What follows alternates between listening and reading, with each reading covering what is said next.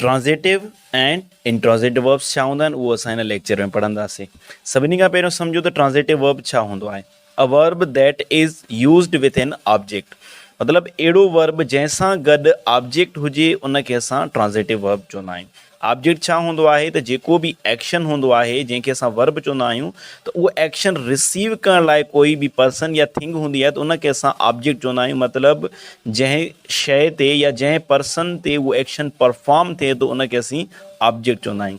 ऐं जंहिं वर्ब सां गॾु ऑब्जेक्ट हुजे त उन वर्ब खे असीं ट्रांज़िटिव वर्ब चवंदा आहियूं। जीअं हिते सेंटेंस में ॾिसो, टीचर एडवाइज़ड अस, उस्ताद असांखे सलाह ॾिनी। हिते टीचर छा आहे? टीचर आहे सब्जेक्ट। एडवाइज़ड छा आहे? वर्ब। हाणे इहो जेको एडवाइज़ड वारो अमल आहे इहो कंहिं ते परफॉर्म थियो आहे? इहो अस ते परफॉर्म थियो आहे। त इन जे करे इहो अस जेको आहे इहो आहे ऑब्जेक्ट। जॾहिं हिन एडवाइज़ड वर्ब सां गॾु ऑब्जेक्ट पियो आहे अस, त इनखे असां चवंदासीं इहो जेको आहे ट्रांज़िटिव वर्ब आहे। छो ट्रांज़िटिव? छो त हिन सां गॾु ऑब्जेक्ट पियो आहे।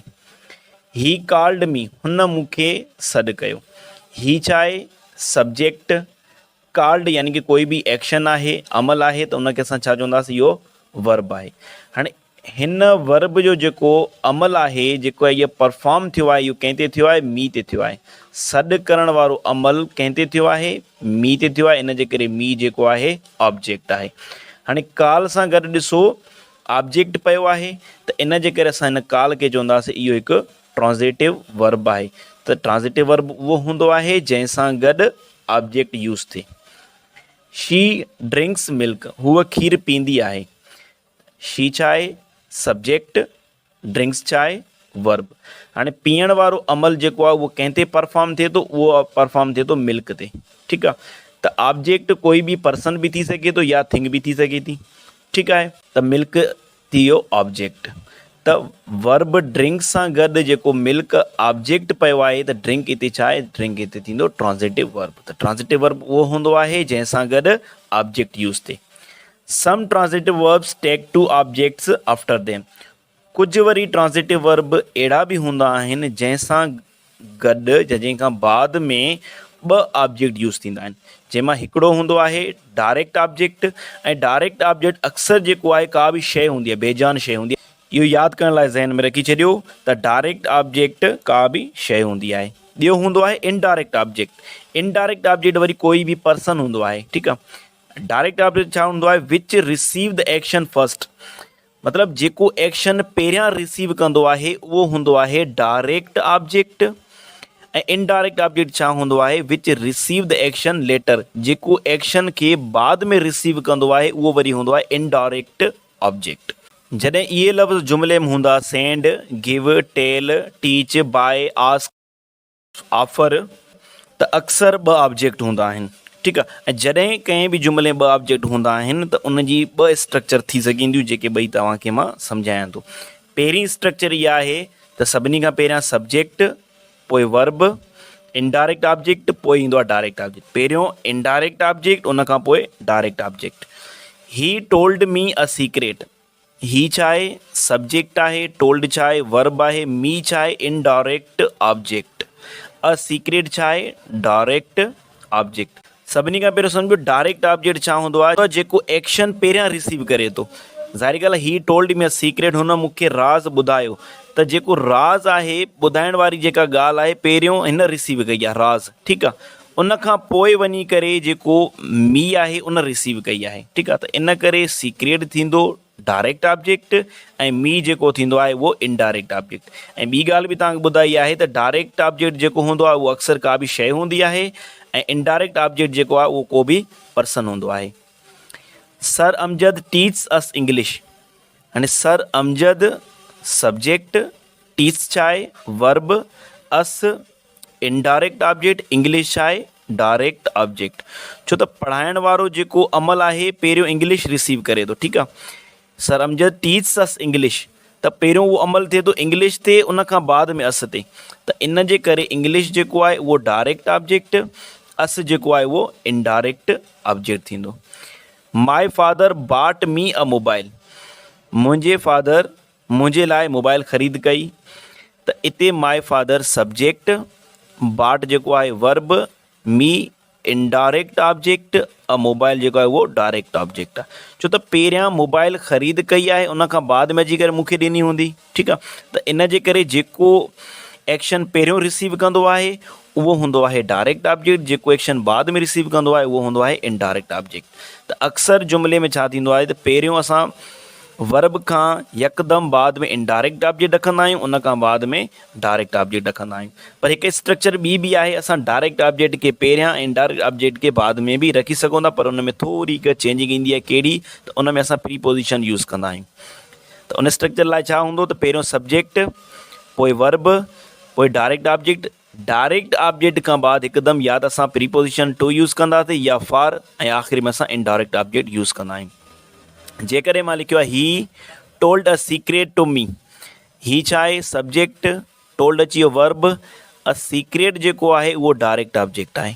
जेकॾहिं डायरेक्ट ऑब्जेक्ट पहिरियां रखियो आहे त उन खां पोइ असां प्रीपोजिशन टू लाज़मी यूज़ कंदासीं, उन खां पोइ असां इनडायरेक्ट ऑब्जेक्ट रखंदासीं।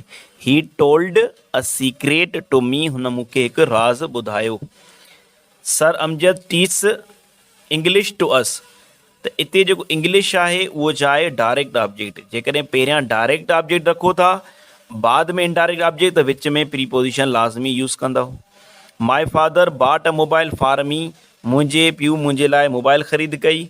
त अ मोबाइल छा आहे? डायरेक्ट ऑब्जेक्ट आहे, ऐं मी छा? Indirect object. त उन जे विच में असां फॉर जेको आहे प्रीपोजिशन लाज़मी यूज़ कंदासीं। उन खां पोइ पढ़ंदासीं इंट्रोज़िटिव वर्ब। इंट्रोज़िटिव वर्ब उहो हूंदो आहे जंहिंसां गॾु कोई बि ऑब्जेक्ट न हूंदो आहे, त उनखे असां इंट्रोज़िटिव वर्ब चवंदा आहियूं।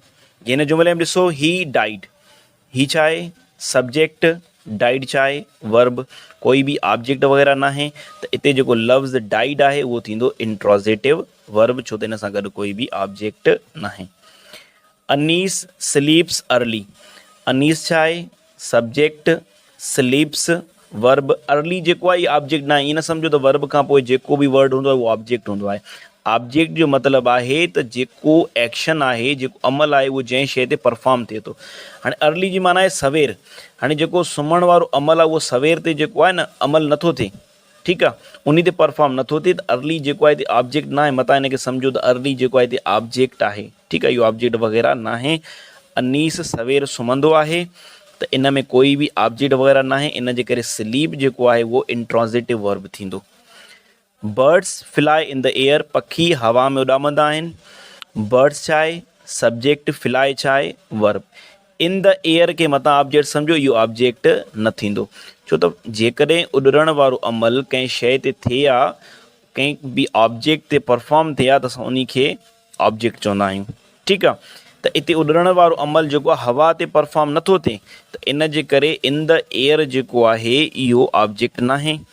जेकॾहिं हिन वर्ब सां गॾु ऑब्जेक्ट न आहे त इहो थींदो intransitive verb. We go to Sukkur, असीं सखर वेंदा आहियूं। त हाणे टू सखर जेको आहे इहो ऑब्जेक्ट न आहे। वी छा आहे? सब्जेक्ट, गो छा आहे? वर्ब। सखर जेको आहे इहो ऑब्जेक्ट न आहे, छो त वञण वारो अमल सखर ते नथो थिए, त इन जे करे इहो बि छा थींदो? Intransitive verb. He speaks loudly, हू ॾाढियां ॻाल्हाईंदो आहे। ही छा आहे? सब्जेक्ट, स्पीक्स छा आहे? वर्ब। लाउडली ऑब्जेक्ट न आहे, छो त लाउडली ते ॻाल्हाइण वारो अमल नथो थिए, इन जे करे लाउडली कोई बि ऑब्जेक्ट वग़ैरह न आहे। ऐं हिते स्पीक जेको आहे उहो बि इंट्रोज़िटिव वर्ब आहे। The sun राइज़िस in the east, सिज ओभर खां उभरंदो आहे, त हिते बि राइज़िस छा आहे? इंट्रोज़िटिव वर्ब, छो त हिन जुमिले में कंहिं बि क़िस्म जो ऑब्जेक्ट न आहे, छो त उभरण वारो अमल कंहिं बि शइ ते नथो थिए, ठीकु आहे। इन द ईस्ट बि हिते ऑब्जेक्ट वग़ैरह न आहे।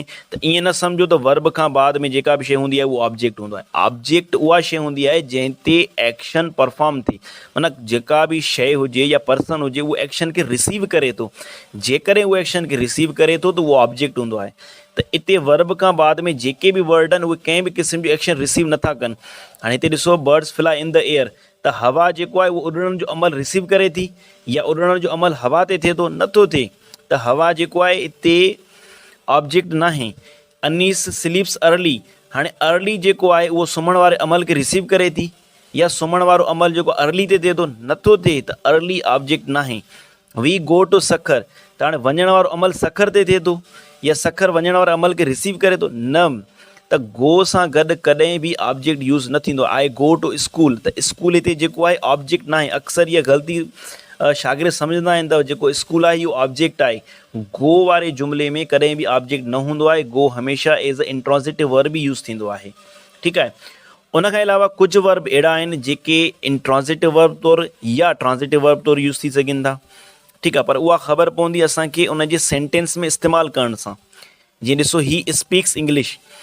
स्पीक छा आहे? वर्ब। हाणे उहो ॻाल्हाइण वारो हू अंग्रेज़ी ॻाल्हाईंदो आहे, त हाणे उहो ॻाल्हाइण वारो अमल कंहिं ते थिए थो? अंग्रेज़ी ते थिए थो, इंग्लिश ते थिए थो। त हिते इंग्लिश छा आहे? ऑब्जेक्ट आहे। त जेकॾहिं स्पीक सां गॾु ऑब्जेक्ट पियो आहे त स्पीक छा थी वियो? ट्रांज़िटिव वर्ब। ही स्पीक्स लाउडली, हू ॾाढियां ॻाल्हाईंदो आहे। त हिते स्पीक सां गॾु कोई बि ऑब्जेक्ट वग़ैरह न आहे। लाउडली छा आहे? हिते ऑब्जेक्ट न आहे। त हिते स्पीक्स जेको आहे उहो इंट्रोज़िटिव वर्ब आहे। The driver stop the train. Driver train खे स्टॉप कयो, ट्रेन खे रोकियो, ट्रेन खे बीहारियो। त स्टॉप सां गॾु जेको द ट्रेन आहे, त बीहारणु वारो अमल कंहिं ते थियो आहे? ट्रेन ते थियो आहे। ठीकु आहे। त इन जे करे स्टॉप सां गॾु ऑब्जेक्ट पियो आहे। जेकॾहिं ऑब्जेक्ट आहे त हिते स्टॉप जेको आहे उहो ट्रांज़िटिव वर्ब आहे। The train stopped suddenly. Train अचानक बीठी वई, रुकिजी वई।